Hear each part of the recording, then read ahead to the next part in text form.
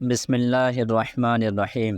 اللہ تعالیٰ نے اپنے مومنین بندوں کے لیے ایک جگہ تیار کی ہے جسے جنت کہتے ہیں۔ اس جنت میں اللہ تعالیٰ نے ایسی ایسی نعمتیں رکھی ہے کہ جسے نہ کسی آنکھ نے دیکھا ہے، نہ کسی کان نے سنا ہے، نہ کسی انسان کے دل میں اس کا خیال بھی گزرا ہے۔ وہ نعمتیں اللہ تعالیٰ نے وہاں رکھی ہے۔ جنت کی مثال کوئی چیز ہو ہی نہیں سکتی ہے۔ کوئی بھی چیز دنیا سے جب جنت کی مثال دی جاتی ہے تو وہ صرف سمجھانے کے لیے، ورنہ دنیا کی اعلیٰ سے اعلیٰ چیز کو جنت کے کسی شے سے کوئی مناسبت نہیں ہے۔ جنتی کا ایک کنگن اگر اس دنیا میں آ جائے تو اس کنگن کی روشنی کے سامنے سورج اس طرح چھپ جائے گا جیسے سورج کی روشنی کے سامنے یہ ستارے چھپ جاتے ہیں۔ جنت کے دروازے اتنے وسیع ہوں گے کہ ایک تیز رفتار گھوڑا جنت کے دروازے کے ایک کنارے سے دوسرے کنارے پہ جانا چاہے تو 70 سال وہ تیز رفتاری میں دوڑتا رہے، تب جا کے وہ سفر طے کر پائے گا۔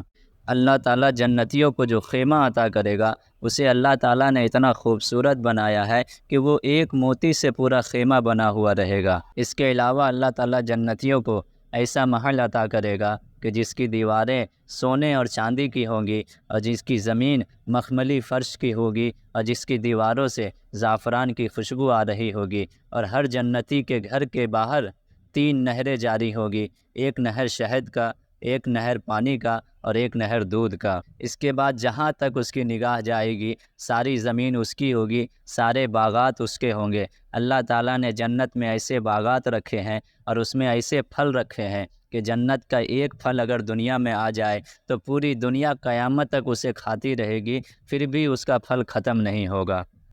جنتیوں کو ہر قسم کی نعمت سے نوازا جائے گا۔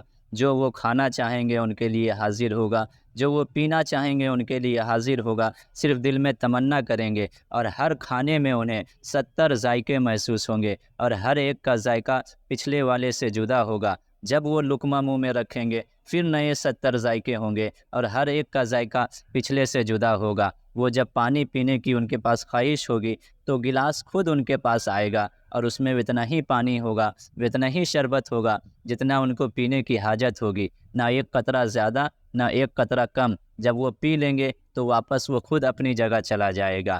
سب سے ادنا درجے کا جنتی، اس کی یہ شان ہوگی کہ جب وہ تخت پر بیٹھے گا تو اس کے ارد گرد ہزاروں غلام کھڑے ہوں گے اس کی خدمت کے لیے۔ سب سے ادنا جنتی کو اللہ تعالیٰ 10,000 غلام عطا کرے گا جو اس کی خدمت کے لیے ہمیشہ حاضر رہیں گے۔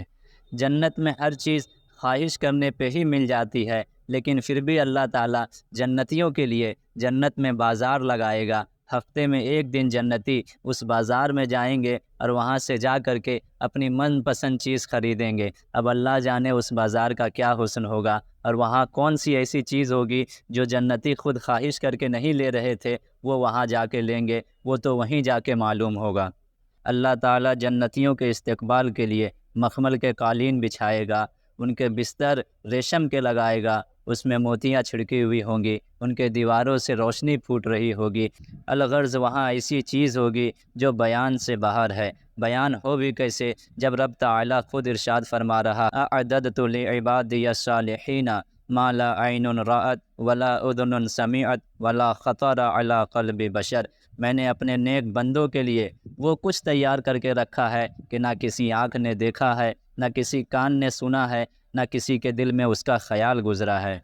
ان تمام نعمتوں کے بعد سب سے بڑی نعمت جو جنتیوں کو ملے گی، جس کے سامنے وہ ساری نعمتوں کو بھول جائے گا، وہ نعمت ہوگی اپنے رب کا دیدار کرنا۔ اللہ تعالیٰ بلا حجاب اپنا دیدار کرائے گا، ہر جنتی اپنے رب کو دیکھے گا۔ یہ وہ نعمت ہوگی جس نعمت کے آگے ساری نعمت چھوٹی پڑ جائے گی، اور یہ وہ نعمت ہوگی جس نعمت کو پانے کے بعد جنت کی ساری نعمتیں اس کے سامنے کم لگنے لگے گی۔ اللہ تعالیٰ ہمیں وہ دن دیکھنا نصیب فرمائے۔ سرکار دو عالم صلی اللہ تعالیٰ علیہ وسلم کے صدقے ہمارا جنت میں بلا حساب داخلہ فرمائے۔